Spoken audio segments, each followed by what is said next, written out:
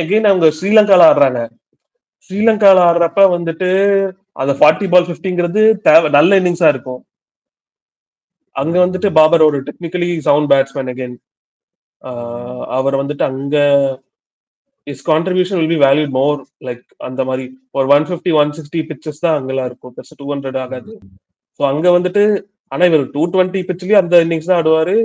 150, 160னாலும் அந்த இன்னிங்ஸ் தான் ஆடுறாரு. சோ அகைன் அங்க வந்துட்டு ஒரு ரிலையபிள் பேட்ஸ்மேனா இருப்பாரு. பாகிஸ்தான் அகைன் பவுலிங் அதாவது அந்த பூதம் வருது கதை மாரி தான். பவுலிங் வந்துட்டு பயமா இருக்கிற மாரி தான். ஷஹீன் ஷா அகைன் நசீம் ஷா இவங்களெல்லாம் பார்த்தா okay they have shown as their potential but அதெல்லாம் வந்து முடிஞ்சு பல வருஷம் ஆச்ச மாரி இருக்குது. அவங்க இதுக்கு மேல ரிட்டர்ன் பண்ற மாரியோ ஒரு ஒரு மேட்ச் கூட அப்படி பார்த்தது இல்ல அவங்க. பெருசா பவுலிங் போட்டு நம்மள பயமுறுத்துற மாரி அதுக்கப்புறமா பார்த்ததே இல்ல. பட் இருக்கிற players okay. Bowling decent. Naseem Shah, Shaheen Shakir இருக்காங்க. 2 ஸ்பின்னர் இருக்காங்க. அப்ரார் அகமதும் அந்த பொறுத்த வந்திருக்கானே உஸ்மான் டரிக். அவர் ஸ்பின்னரா? என்னடா கேதார் ஜாதவ் விட மோசமா இருக்கீங்களாடா. கேதார் ஜாதவ் வச்சு ஒரு ரன்ன பறிச்சு கொடுத்து போடுவான். அவன் என்னடா நின்னு வீசிட்டு இருக்கிறான்.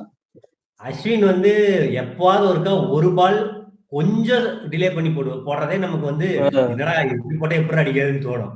இவன் போடுற எல்லா பாலுமே டிலேவா தான் போடுறான்.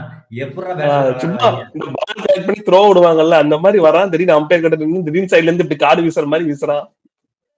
2 ஸ்பின்னர் மேபி ஸ்ரீலங்கால விளையாடலாம். எப்படி மத்த இடத்துல விளையாட போறாங்கன்னு தெரியல. அப்புறம் Salman Mirza, Usman Khan wicket keeper batsman ஓரளவுக்கு நல்லா விளையாடுவான்னு தெரியும். அப்புறம் அந்த பழைய ஆல்ரவுண்டர் ஷடாப் கான், ஃபஹீன் அஸ்ரப், முகமது நவாஸ் தெரியும்ல அந்த 2020ல லாஸ்ட் ஓவர் போட்டாங்க. எல்லாம் நல்ல நமக்கு பழக்கப்பட்ட ஆளுங்க தானே. டாப்ல சைம் அய்யூப் வந்து அடிப்பான், நல்லா தான் அடிப்பான். நான் இப்போ ஒருவேளை ரீசெண்டா விளையாடுறது இல்லையான்னு எனக்கு தெரியல. ஒரு பேட்டிங் வந்து எனக்கு வந்து இப்போ ஆல்ரவுண்டர்ஸ் இருக்காங்கல்ல, அவங்கலாம் வந்து ஷடாப் கான், நவாஸ், அஷ்ரப் எல்லாம் வந்து பேட்டிங் பண்ணக்கூடியவங்க. அவங்களாம் எப்படின்னா ஒரு 10 மேட்ச்ல ஒரு 2, 3 மேட்ச் வந்து பினிஷிங் பண்ணி கொடுப்பாங்க. ஆனா அத வச்சு அவங்க எப்படி போறாங்கன்னு எனக்கு தெரியல. ஃபக்கர் விளையாண்டா மேபி கண்டிப்பா ஃபக்கர் ஜமான் அடிப்பான். ஃபக்கர் ஜமானும் சைம் அய்யூப் அடிப்பாங்க. ஒரு மிக்ஸ்டு டீம் தான் நினைக்கிறேன். ஒரு ஆவரேஜான டீம்னு நினைக்கிறேன். ஒரு ஆவரேஜான டீம். ஸ்ரீலங்கால ஓகே.